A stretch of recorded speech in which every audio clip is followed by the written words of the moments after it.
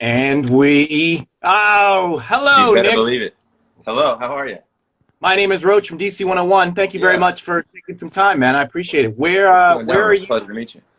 Where are you social distancing? I'm in Los Angeles, California. Sunny little slice of heaven over here. Can't complain, really, to be No, honest. no. You really, I mean, LA there are worse places to be quarantined than LA. Yeah, the last 5 years we've basically been on tour nonstop, so I just got to look on the bright side and say this is a rare treat to just be at home and veg out, for once. And I want to get into some of those things because we've talked to a number of artists now for these DC 101 at home sessions, and Yeah, it can go one of two ways for everybody that we've asked. Half of the artists say, it's been awesome. I've been so creative. And then the other yeah, half are like, I'm sitting down and I'm like, nothing is coming to me. Are you right. even thinking about writing music, or are you just whatever happens, happens? I'm totally thinking about writing music. It's kind of like I've always had this dream of just being able to just kind of hunker down in a studio and kind of do it. So it's kind of in that way sort of creative dream come true for me. I've been writing a lot. I could set up my little home situation. I got a piano and a black light, and yeah, it's kind of good. It's creative isolation. I think it's good Yeah, for and me. I guess the thing that not a lot of musicians can enjoy is that time, because to take people Yeah, behind the scenes, there's always a demand. Either we need to put a tour schedule together, we need to put our album cycle, our promo plan together, we need to either be writing and recording or preparing to yeah. write and record. So there's very few times where you don't have any kind of demands on you to do something other than just sit down and hang out and write. Yeah, and we've been in that schedule, putting ourselves on that schedule for a while, and it was so productive to just force ourselves to write. You're in the studio, you got to make a deadline, and you just like feel like that has been a great lesson. But then after that, being able to do this again, I don't know, it's kind of like the old days when you know I was just writing songs by myself and hoping that I could Yep. be in a band one day. But it's Yep. cool to kind of reconnect with that mentality. Can we talk Uh, about the lava lamp? A couple people have asked. What's the story? what's the There story? it is. Well, there are two, in fact. Oh, whoa, whoa! There's a second lava lamp. This is yes. This is my little Salvador Dali shrine over here. I don't know. I've got a bunch of Dreamers keepsakes up here. It's kind of like just stuff I've collected over the years, like a trophy from when we played with Stone Temple Pilots in Denver, and then a skateboard from Baltimore Soundstage, etc., etc. Mm. Just stuff that no one's gonna keep except for me. Except for you. Except for you. Yeah. You mentioned Baltimore. That's our stomping ground. Yeah. What was the memorable thing about that show that made you want to have a keepsake from it? Well, that was just like the venue was so cool. They just made us these skateboards that are like custom printed out. But it was a really memorable show. We opened for the Maine, which is a great band. Hmm. Yep. Uh, One of our early tours, a packed, Baltimore soundstage. Yeah, just Can't beat great, it. great times. You've got Yeah, you've got a couple of DMV Mid Atlantic connections. Did you do some time in Charlottesville? yeah. Good question. We Thank you very much. oh gee, that was like when we kind of first really started the band. We made a first EP in Charlottesville. This amazing studio that called Ravensworth. That's just out in the giant forest, and it's like a little hut in the forest with a great studio. And yeah, just kind of I slept in the live room on a blow up mattress. Just kind of lived in there for a while, and So we you didn't thought get we were into making an album. Yeah, Did you get into the town at all? And I know this is random actually, because no. Seattle, New York, LA, but there is a DMV Yeah, connection, and I just wanted to ask you about Charlottesville a little bit, and what your thoughts on it were. yeah. Charlottesville. We actually never got to go to the town. Everyone said Never got go there. to the town, go to Monticello. We never got to do anything like that. We were just kind of laser focused, and I don't think we've played Charlottesville, which is strange. We played Richmond a lot, Hmm. played Norfolk Yep. a lot. Um, yeah, oh, we have a DC connection too. Our bass player Nelson is from Maryland, from the Eastern What? Shore. Okay. Yep. What Yeah, did you know the town? yeah, it's called Ridgely, and most people Okay. don't even know it. He just says the Eastern Shore, Yeah, and that's what. Ridgely has like 1,000 people or something. It's a really, that's a good way to loop everybody in on from the Eastern Shore is just say Eastern Right. Shore. It's People are nice. like, ah, got I'm cool. I'm cool. I get that. I get that. yeah, and our manager Ari is a DC boy as well. So you actually do have a number of connections, like more than you would think for a guy who Yes. really never did any time in the area. Yeah, yeah. It's that's been a treat to get to know this country. I don't know. I've just been touring so hard, just from the van to the bus, just nonstop. So eventually we get to know the country, which is kind of a cool and rare opportunity, I think. Would you So be out right? Would you be out right now if not for COVID-19? we would have just gotten back from England, which I was very sad about. This is our first England tour. I was very excited, but we'll have to postpone that. There's always that womp womp part of these conversations, and I feel like we've just Right. reached it because Yeah, England would have been pretty badass in April in it would England. have. Um, been wanting to get to England my whole life. Like all my favorite rock and roll is from England. From the Beatles to Pink Floyd to Arctic Monkeys. But I see this as overall for me like a blessing, and we'll get there. It's just Yeah, gonna be on hold for a minute. that's the thing. I mean, you have to think of it as we're on hold, and it's not never going to happen at this point. It's going to Yeah, happen. Just it wasn't meant to be at this time. yeah, exactly. I see this. We take it as a sign that we all need to slow down just for a Yes, minute catch our and breath. evaluate. What really matters. Exactly. Nick, I want to ask you about your hair. How have you been? How have you been able to maintain it? How have you been keeping it up? Well, I'm just letting it get longer and longer. I Yep. really haven't. I haven't taken the step to cut it yet. I'm afraid because I'm not good at it. Yeah, I mean, But everybody. Obviously, I don't have to worry about that, but I see a lot of people. That's been their demarcation line for the quarantine. Has been like, do I need to cut my hair at this point? No, let's kick that can down the road a little bit further. It sounds like you're doing the same thing. yeah, yeah, I kind of am. Grow it out. I know some And people who so are growing beards. you're growing out the hair. It's like 1969 all over again. Thank you. What about dyeing it? Yeah, I put some dye in it. I have a stash of blue. Okay. Dye it every couple weeks or so, but that's about it. It stays pretty blue. You know, Nick, most people hoarded TP. It sounds like Yeah, you just said I have a stash of blue dye. I yeah. I just panic I bought just keep there. panic bought hair dye. Exactly. Plenty of that at the store.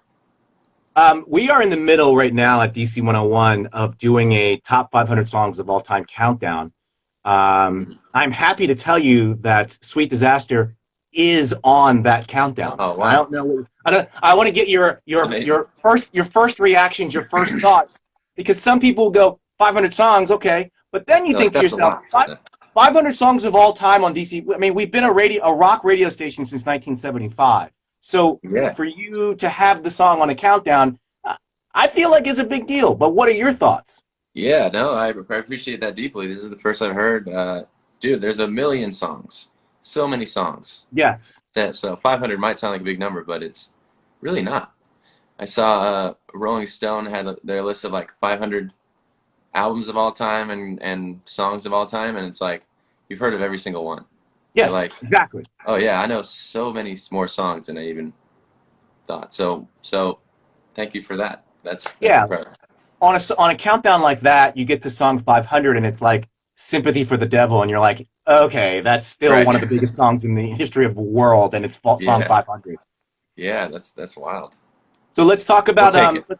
yes, exactly. So speaking of songs, let's talk about Heat Seeker. All right, let's talk about it. What how did the grandson feature become a part of the song?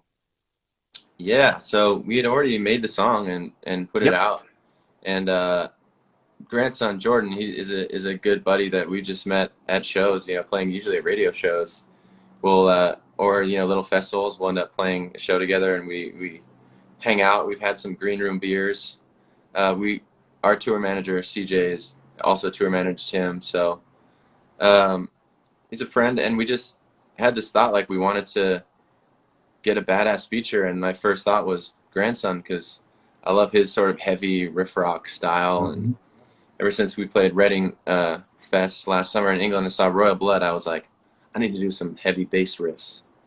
I need that in my life. So that song just kind of felt, it felt like he would be perfect for it, and he agreed, jumped on it. So really glad that And he did. you reimagined the video as well. Yeah. I don't know if you noticed, I just put on my tap dancing shoes. What's been the reaction to the video, the new version, which features grandson? Yeah, it was slightly controversial Yeah, on the internet. That's why I got my tap dancing shoes on, Nick. Right, right.